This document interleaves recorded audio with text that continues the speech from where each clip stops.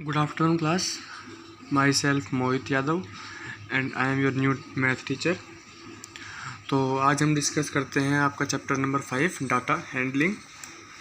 आपने 9th class के अंदर इसके अंदर बार ग्राफ पढ़ा होगा कि बार ग्राफ को कैसे ड्रॉ करते हैं, बार ग्राफ के अंदर कैसे इन्फॉर्मेशन लेते हैं बार ग्राफ से। तो ये सब आपने बार ग्राफ के बारे में आपने पढ़ा होगा 9th क्लास में। तो आज हम आपको बताएंगे सबसे पहली चीज़ रो डाटा, कि रो डाटा क्या होता है। तो इसको समझने के लिए हम एग्जांपल लेंगे। तो ये हमारे पास एक एग्जांपल है, marks obtained by the class of 15 student out of 100, कि एक 15 बच्चों की एक क्लास है, एक क्लास के अंदर 15 बच्चे हैं और उनका एक टेस्ट हुआ 100 नंबर का।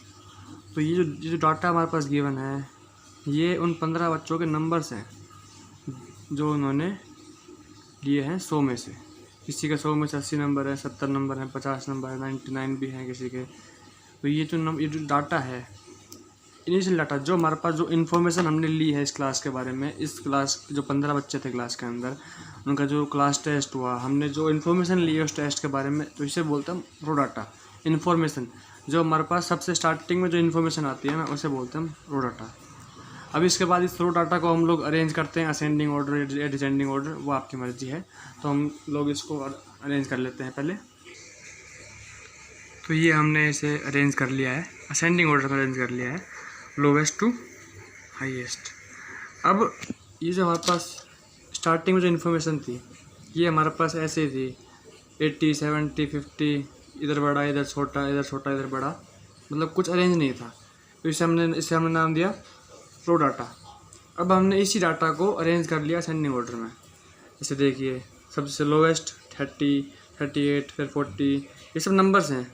ये वही नंबर्स हैं जो मार्क्स ऑब्टेन्ड हैं, जो उन बच्चों के मार्क्स आए थे उनके टेस्ट जो 100 नंबर का था, ये उन्हीं का नंबर है। हमने इन्हें अरेंज कर लिया है, इस डाटा को हमने अरेंज कर लिया है। अब ये जो अरेंज डाटा है हमारे पास, इससे हम लोग ईजिली सोल्व कर सकते हैं आंसर। जैसे कोई क्वेश्चन आया कि लोवेस्ट मार्क्स कितने हैं इस क्लास में, लोवेस्ट मार्क्स कितने आए एक बच्चे के, तो हम यहाँ पे ढूंढना नहीं पड़ेगा कि कम कौन सा है। 90 में 50 है, 50 के बाद 38 आ गया कम, फिर 30, ऐसे ढूंढना नहीं पड़ेगा। यहाँ पे हमें साफ स्टार्टिंग में दिख जाएगा लोवेस्ट 30 नंबर हैं और हाईएस्ट जो मार्क्स आए हैं वो एक बच्चे का है 99। तो ये फ़ायदा होता है अरेंज करने का, असेंडिंग ऑर्डर या फिर डिसेंडिंग ऑर्डर से भी हम लोग इससे पता कर सकते हैं। जैसे कि अब आपसे कोई पूछे कि रेंज, कि इस डाटा की रेंज क्या है, तो रेंज का डेफिनेशन ये है, आप देख लीजिए, the difference between the highest and the lowest value of observation. सारी ऑब्जर्वेशन है आपके पास। अब रेंज का क्या मतलब है, डिफरेंस बिटवीन हाईएस्ट टर्म आपके पास 99, तो हाईएस्ट टर्म आपके पास 99 और लोवेस्ट टर्म 30, इन दोनों का डिफरेंस ये है। तो ये आ गई आपके पास रेंज। ये रेंज इस डाटा की है। हर डाटा की अपनी अपनी रेंज होगी अलग अलग। कुछ नहीं करना, जो सबसे बड़ी जो ऑब्जर्वेशन होगी हमारे पास, सबसे बड़ा जो नंबर होगा उसमें से हम छोटे वाले नंबर को माइनस कर देना है, हमारे पास रेंज निकल जाएगी। ऐसे इसकी रेंज हो जाएगी 69। जो होगा रेंज आपको समझ में आ गई होगी। The difference between highest and the lowest observation. कुछ नहीं करना, सबसे बड़े वाले नंबर में छोटे वाले नंबर को माइनस कर देंगे, सिंपल। उसके बाद हम डाटा हैंडलिंग में एक अर्थमेटिक मीन कैसे फाइंड करते हैं, यह आपने 7th क्लास में सीखा होगा। इसका फॉर्मूला है सम ऑफ ऑल ऑब्जर्वेशन। जैसे ये अगर हम इसका अगर मीन निकालना चाहें इस डाटा का, तो हमें क्या करना होगा, सम ऑफ ऑल ऑब्जर्वेशन, इन सभी को हमें ऐड करना होगा। 30 + 38 + 40 + 50 + 57, ये हमें कैलकुलेट करना होगा। उसके बाद डिवाइड में टोटल नंबर ऑफ ऑब्जर्वेशन, ये हमें पता है 15 बच्चे थे क्लास में, तो 15 ही मार्क्स होंगे, तो टोटल नंबर तो 15 हो जाएगा। बाकी हमें इन्हें सम करना पड़ेगा और इस डाटा का हम लोग इस फॉर्मूले से आसानी से मीन निकाल लेंगे। तो ये हो गया मीन निकालने का फॉर्मूला। रेंज आपको पता लग ही गया है। अब आपको बताएंगे फ्रीक्वेंसी क्या होती है किसी डाटा में किसी भी नंबर की। जैसे कि एक एग्जांपल लेते हैं, यहाँ पर हमने फ्रीक्वेंसी की डेफिनेशन और फ्रीक्वेंसी का एग्जांपल लिया है। तो फ्रीक्वेंसी डिस्ट्रीब्यूशन की डेफिनेशन जो है, the number of times a particular observation occurs in the given data. जो गिवन डाटा है हमारे पास, जैसे इस एग्जांपल में हमने एग्जांपल लिया है number of children in 30 family, कि 30 परिवारों में कितने बच्चे हैं। ये हमने डाटा इकट्ठा इन्फॉर्मेशन कलेक्ट कर लिया। ये हमारे पास है इसका रो डाटा, कि पहले परिवार में हम गए, वहाँ पे पता लगा कि इस परिवार में एक लड़का है, इसमें 2 बच्चे हैं, इसमें 2 बच्चे हैं, इसमें 3 बच्चे हैं, इसमें 4 बच्चे हैं, 5 हैं, फिर अगले में 4 आ गए। तो ये हमारे पास हमने इन्फॉर्मेशन कलेक्ट कर ली, जिसको हमने नाम दिया था रो डाटा। तो अब हमें क्या बताना है, फ्रीक्वेंसी बतानी है किसी भी नंबर की। वैसे हमसे पूछ लिया कि what is the frequency of 1, तो हमें 1 को काउंट करना है। इसमें काउंट करना है कि 1 कितनी बार आ रहा है। जैसे 1 कितनी बार आ रहा है, 1 बार, 2 बार, 3 बार, 4 बार, 5 बार, 6 बार, 7 बार। 1 जो है इस डाटा में 7 बार आ रहा है। ये हमने काउंट कर लिया। तो यहाँ पे हम लिख देंगे फ्रीक्वेंसी ऑफ 1 इज़ 7। ऐसे ही फ्रीक्वेंसी ऑफ 2 काउंट कर लेंगे, फ्रीक्वेंसी ऑफ 3 काउंट कर लेंगे, फ्रीक्वेंसी ऑफ 4 काउंट कर लेंगे, फ्रीक्वेंसी ऑफ 5 ये हम काउंट कर लेंगे अभी। अब हमें फ्रीक्वेंसी ऑफ 2, तो 2 को काउंट कर लेंगे। इसके अंदर हम कितनी बार आ रहा है, 1 2 3 4 5 6 7 8 9। यहाँ पे 2 जो है वो 9 टाइम आ रहा है, तो ये 9 टाइम्स हो गया। 3 जो है 1 2 3 4 5 6 टाइम्स आ रहा है।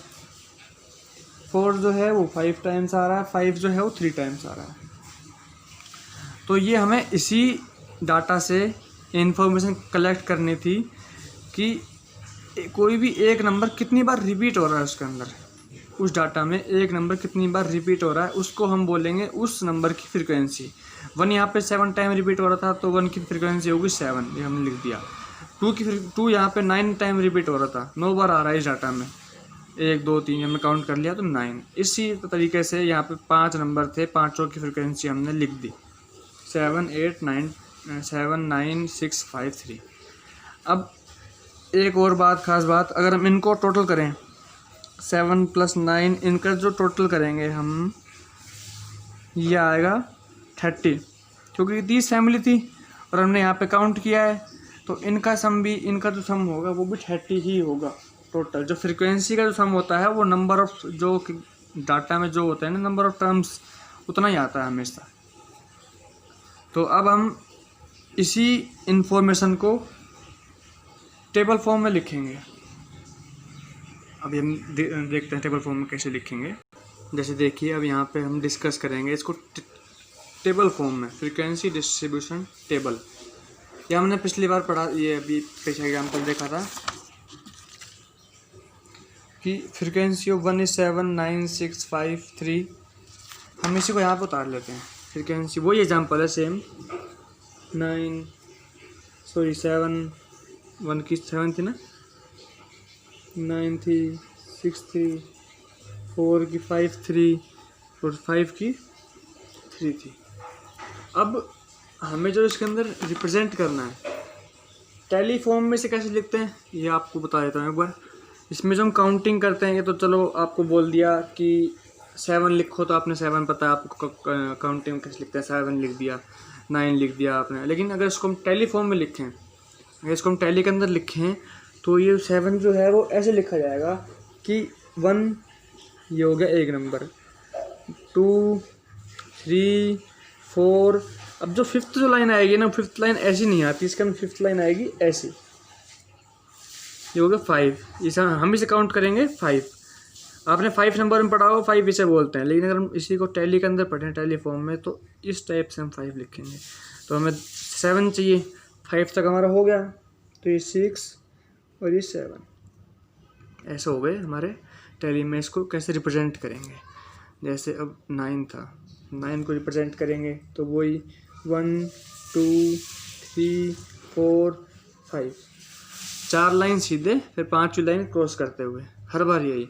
जैसे कि आपको अगर 10 लिखना है, आपको मान लो अगर 11 लिखना है तो 11 को आप कैसे लिखोगे, 1 2 3 4 तक तो सीधे फिफ्थ काउंटिंग में 5 6 7 8 9, फिर 4 लाइन होते ही 10 11, ऐसे जितनी भी काउंटिंग चलती जाएगी ऐसे करोगे, 1 2 3 4 5 6 7 8 9 10 11 12 13 14 15।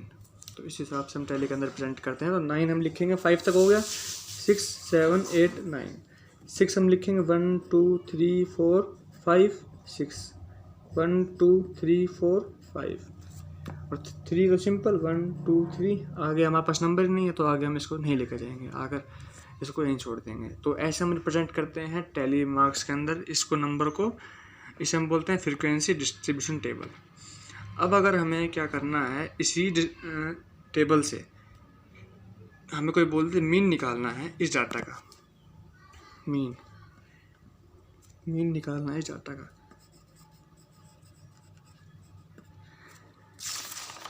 ये हमारे पास क्वेश्चन था, डाटा था। अगर हम मीन निकालेंगे तो कैसे निकालेंगे, इन सभी का सम करेंगे, 1 + 2 + 2 + 3 + 5, इसमें बहुत टाइम लग जाएगा। इस डाटा से अगर निकालते जाएं तो कुछ नहीं करना हमें, इसके अंदर ये जो हमारे पास number of children in family की, एक बच्चा कितनी बार है, मतलब कि जो एक ऐसी फैमिलीज जिनमें एक बच्चे हैं, ऐसी कितनी फैमिली हैं, 7 फैमिलीज, तो 1 × 7, ये हम सम कर रहे हैं, बस सातों को हमने एक बार लिख दिया। अगर हम लिखते तो कैसे लिखते, डाटा के अकॉर्डिंग 1 + 1 + 1, ये हमने मल्टीप्लाई करके एक साथ लिख दिया बस, 1 + 7। और 2 हम कितनी बार लिखते हैं, 9 बार लिखते हैं, तो हमने 2 को मल्टीप्लाई कर दिया 9 से, वरना हम लिखते 2 + 2 + 2 + 2 + ऐसे 9 बार लिखते हैं, तब भी 18 आता, तो हमने सिंपल मल्टीप्लाई कर दिया इन दोनों को। ऐसे इसके अंदर सेम 3 × 6 4 × 5 सॉरी यहाँ प्लस आएगा, 5 × 3, ये हमारे पास सेम वही आएगा। अगर हम इन सभी को प्लस करते तो भी यही आता। ये हमने ऐसे कर लिया। टोटल नंबर, मीन का फॉर्मूला आपको बताया था मैंने कि sum of all observation upon total number of observation. Sum तो हमने कर लिया, सम तो हमने ऊपर कर लिया। टोटल नंबर ऑफ ऑब्जर्वेशन बताइए आपको, हमने कितनी फैमिलीज थी हमारे पास, 30 फैमिलीज थी, 30 फैमिलीज हमने लिख दिया। अब अगर हम इसे सोल्व करते हैं ऊपर वाले टर्म को, तो ये आएगा हमारे पास 7 + 18 + 18 + 20 + 15 / 30, ये हो जाएगा 78/30 = 2.6। अगर हम इस डाटा की मीन की बात करें तो ये इसका मीन हो जाएगा। तो मीन निकालना आपको आ गया है, टैली में कैसे लिखते हैं आपको ये भी आ गया है,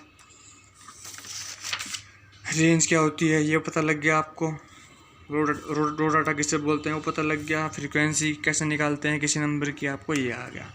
तो आपके 5.1 जो एक्सरसाइज है उसके अंदर इतना ही करना है, उसके अंदर इतना ही करना है।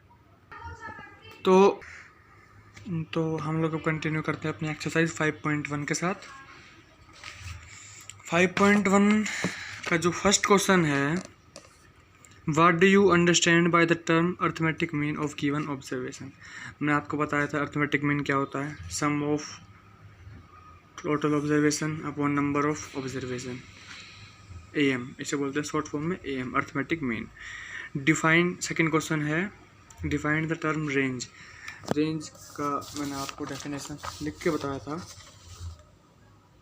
कहाँ है ये रहा, the difference between the highest and the lowest value of observation, कि हाईएस्ट और लोवेस्ट वैल्यू के डिफरेंस को, उन दोनों के माइनस वाले टर्म को हम बोलते हैं रेंज। उस डाटा की मैंने आपको निकाल के बताई थी, इस डाटा की रेंज 99 - 30, ऐसे ये हर डाटा की अलग अलग होती है। तो डिफाइन कर दिया हमने रेंज को। क्वेश्चन नंबर 3 हमने सॉल्व किया है यहाँ पे। इसके बाद मैंने आधे क्वेश्चन मैं कराऊंगा, आधे नहीं 3-4 क्वेश्चन कराऊंगा, बाकी जो सेम रहेंगे वो आपके लिए होमवर्क रहेगा। क्वेश्चन नंबर 3 है, इसमें देखिए द नंबर ऑफ एक्सीडेंट, ये जो डाटा है क्या कह रहा है हमारे पास, the number of accident that occurred during a month, कि कितने एक्सीडेंट हो गए एक महीने में। ये 20 शहरों के हमारे पास डाटा है कि एक शहर में एक्सीडेंट हुए वो 10 एक्सीडेंट हुए, दूसरे शहर में 25 एक्सीडेंट हुए, तीसरे में 30 एक्सीडेंट हुए, चौथे में 8 ही हुए। ये हमारे पास जो डाटा है वो 20 शहरों का डाटा है कि किस शहर में कितने एक्सीडेंट हुए। तो ये हमने बताया था कि जो इन्फॉर्मेशन होती है हमारे पास, स्टार्टिंग वाली इन्फॉर्मेशन, उसको हम बोलते हैं रो डाटा। तो ये जो है हमारे पास, ये क्या है, रो डाटा। अब हम क्वेश्चन को आसान बनाने के लिए या फिर जल्दी सॉल्व करने के लिए हम लोग इसको असेंडिंग ऑर्डर में या फिर डिसेंडिंग ऑर्डर किसी के अंदर भी हम अरेंज कर लेते हैं। मैंने फिर से इसको असेंडिंग ऑर्डर में अरेंज कर लिया है। 8 8 8 यहाँ पे 4 बार यूज़ हुआ है, 10 3 बार, 16 25 30 32 38, ये हमने असेंडिंग ऑर्डर में अरेंज कर लिया है।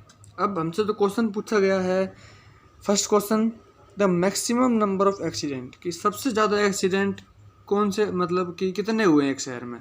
तो जो सबसे ज़्यादा वाली टर्म है 42, तो इसका आंसर हो जाएगा 42 accident, maximum number of accident 42।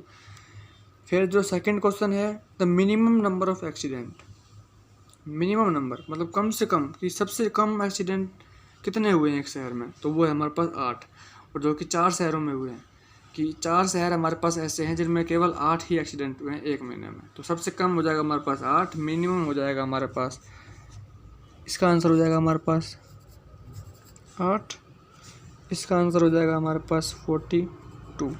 अब थर्ड जो है हमारे पास रेंज, और फोर्थ जो पूछी है हमारे से मीन। रेंज मैंने आपको बताई थी क्या होती है, difference between the highest term is data की 42, लोवेस्ट टर्म असेंडिंग ऑर्डर में हमने देख ली 8, तो 42 और 8 को माइनस कर देंगे, रेंज निकल के आ जाएगी 34। जैसे हमने पहले वाले क्वेश्चन में भी आपको एग्जांपल में दिखाया था कि रेंज कैसे निकालेंगे, सबसे बड़ी वाली टर्म में से माइनस कर दी छोटी वाली टर्म, और सेम ऐसे ही हमने यहाँ पे सबसे बड़ी वाली टर्म 42 में से माइनस कर दी 8, तो ये रेंज निकल के आ गई हमारे पास। अब इसी क्वेश्चन में मीन, मैंने आपको यहाँ मीन निकालना बताया था कि 1 कितनी बार यूज़ हुआ है, 7 बार, 2 कितनी बार यूज़ हुआ है, 9 बार। इसी प्रकार इस क्वेश्चन में 8 कितनी बार आया है, 4 बार, तो 8 × 4, और 10 कितनी बार आया है, 3 बार, और 10 × 3 16 एक बार, 25 × 3, ये हमने मीन के लिए लिख लिए। इन सभी को हमने सोल्व किया तो ये आया हमारे पास, हमने इसको ऐड किया रफ में, तो 465/20 आया। हमने इनको डिवाइड कर लिया, डिवाइड करने के बाद आएगा 23.25, तो ये इसका निकल जाएगा मीन। इसके बाद क्वेश्चन नंबर 5 और क्वेश्चन नंबर 4 सेम रहेगा, सेम है ये वाला क्वेश्चन, ये आप करोगे। क्वेश्चन नंबर 4 और क्वेश्चन नंबर 5, 1 और 2 मैंने आपको बता ही दिया है, ये आप कॉपी के अंदर लिख लेना। थर्ड मैंने आपको ये करवा ही दिया है, ये इनकी PDF आपको मिल जाएगी, PDF मिल जाएगी आपको। 4th 5th आपके लिए होमवर्क है। अब हम करेंगे क्वेश्चन नंबर 6। एक क्वेश्चन और करते हैं आपके लिए, क्वेश्चन नंबर 6। तो अब हमने देखा है क्वेश्चन नंबर 6। इसमें क्या बोला गया क्वेश्चन में कि हमें मीन फाइंड करना है फर्स्ट 15 इवन नंबर्स का। फर्स्ट 15 इवन नंबर पहले हमने लिख लिए, 0 2 4 6 8 28 तक, ये हमने, तो ये हमने आपका क्वेश्चन लिया फर्स्ट 15 इवन नंबर्स। तो 2 से स्टार्ट किया, 2 4 6 8 10, जितने भी इवन नंबर होते हैं हमने 15 इवन नंबर उतार लिए। टोटल नंबर कितना हो गया 15, और सम ऑफ ऑब्जर्वेशन लिख लिया 2 + 6, इन सभी को हमने सम कर दिया, इन सभी का हमने ऐड कर दिया, तो ये हो जाएगा 240 डिवाइड में 15 है ही हमारे पास, टोटल नंबर ऑफ ऑब्जर्वेशन 15, इसका आंसर निकल जाएगा 16। तो ये हो जाएगा arithmetic mean of first 15 even number. अब आपके पास क्वेश्चन नंबर 4th 5th होंगे क्वेश्चन नंबर 3rd के जैसे जो हमने सोल्व किया था। 6th मैंने करवा दिया है, 7th सेम ऐसा कि ऐसा है, और बाकी जो क्वेश्चंस हैं उनके अंदर क्या करना है, फ्रीक्वेंसी डिस्ट्रीब्यूशन टेबल बनानी है सेम ऐसी जैसे मैंने आपको बना के दिखाई थी। टैली मार्क्स होंगे इसके अंदर, फ्रीक्वेंसी होगी और डाटा हमारे पास। तो ये आप 5.1 एक्सरसाइज ट्राई कर लेना, और जो क्वेश्चन नहीं लगे वो बता देना, हम उसे नेक्स्ट क्लास में सॉल्व कर देंगे। Thank you.